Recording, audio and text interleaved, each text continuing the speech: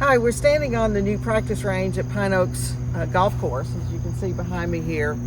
A couple of years ago, when we closed Buffalo Valley, our golf course out in Unicoi, the commission at that time made a decision to take some of the funds that we normally would put in Buffalo Valley and concentrate them here at Pine Oaks to make some new improvements.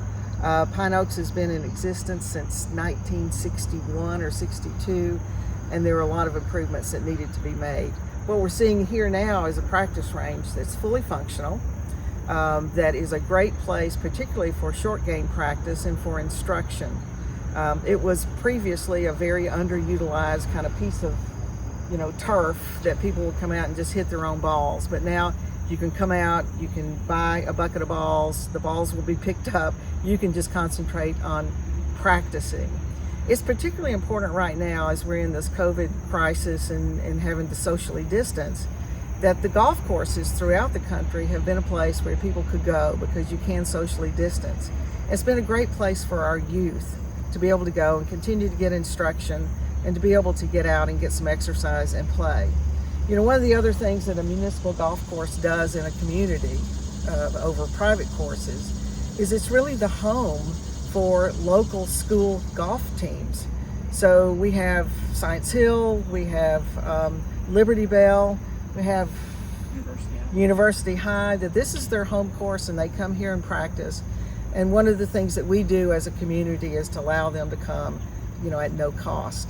So it's a great place. I'm excited about it, and I'm excited to see people come over here and really utilize the new practice range, and including myself.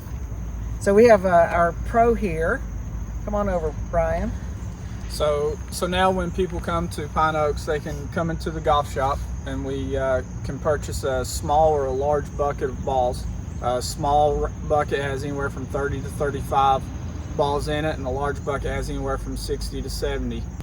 So they get their token in a basket and they come over to the practice facility where they use the ball machine to get their balls. And so they just get the balls, come on over to the mats or the turf, whichever one we're hitting off that day. And we've got a wide range of targets out there for them to aim at. They range anywhere from 50 yards all the way out to about 250 when they're hitting off the mats. So there's a wide range of targets to work on pretty much all the clubs in their bag. And what we like now is that, like Mayor Brock said, that people can just show up, concentrate on just practicing. They're not having to spend time walking out there and picking up golf balls like they had to in the past. And Brian, we have kind of some unique targets out there, don't we? Are people actually able to hit the targets? And what do the targets do when they hit it? Yeah, so when we was looking at some targets, there's a company called Sonics Golf, which we were able to put some logos on it with the golf course logos and Johnson City logos. And they're unique in that when a ball hits them, they make a nice loud pop, so you actually know that you're hitting your targets out there. And does it bounce up in the air? Yeah, the ball does. It's got a little ricochet to it. Yeah, so you know when you've hit your target. Absolutely. That's like a hole-in-one, isn't yeah. it? Yeah. And from a distance standpoint, Brian, the average golfer, how far should they be able to hit?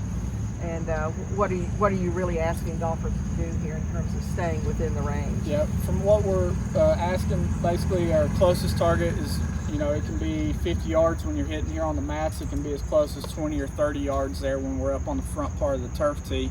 And then you can range anywhere from hitting 200 to 220 is about our max.